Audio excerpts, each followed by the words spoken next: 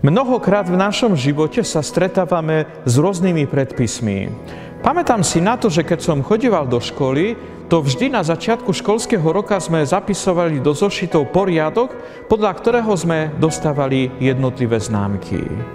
S rôznymi predpismi a poriadkami sa stretávame v našom každodennom živote. V práci, v škole, na rôznych súťažach a tak ďalej. Tieto predpisy slúžia na to, aby sme dobre a v pokoji prežili tento čas, či to už v škole, či to už v práci. Ukazujú nám one práva, ale tiež aj naše povinnosti. A tým spôsobom napomáhajú nám v našom každodennom živote. Nie sú one preto, aby nás obmedzovali, ale sú one pre naše bezpečie a pre naše dobro.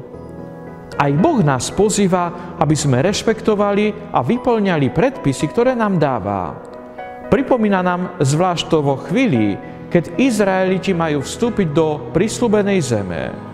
Boh povzbudzuje prostredníctvom Mojžiša izraelský ľud, aby keď už vstúpia do prisľúbenej krajiny, zachovávali vernosť jedinému Bohu.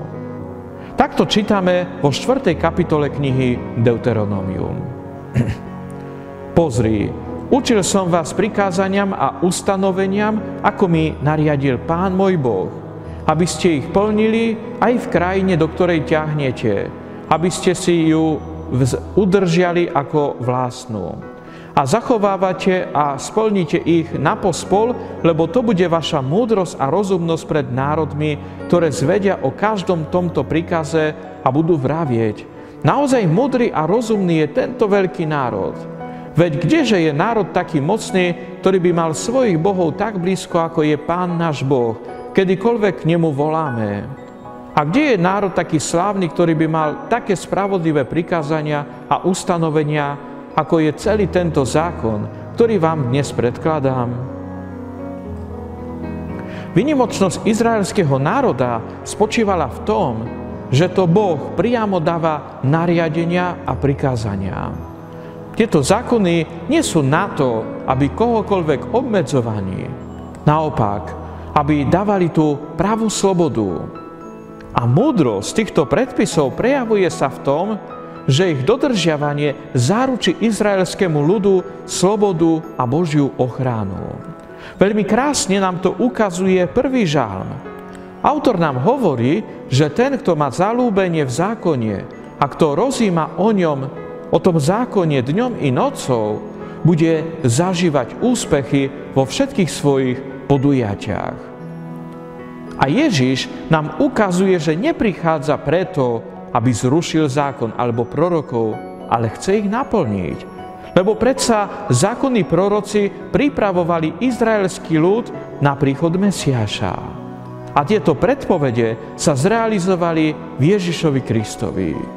Dokonca Ježiš povzbudzuje nás, aby sme tieto prikázania realizovali s láskou. Aby sme žili podľa prikázania nie preto, že sa bojíme pred trestom, ale naopak z lásky k Bohu a z lásky k bližniemu. Drahý Ježišu, dnes ťa chceme prosiť, aby si nám pomáhal kráčať podľa Tvojich prikázaní. Aby sme predovšetkým v našom srdci mali lásku k Tebe a lásku k bližnemu. A tak, aby sme s láskou zachovávali Tvoje slovo a Tvoje prikázania. Nech vás žehná všemovúci Boh, Otec i Syn i Duch Svätý. Amen. Prajem vám krásny a požehnaný deň a pozývam vás aj zajtra.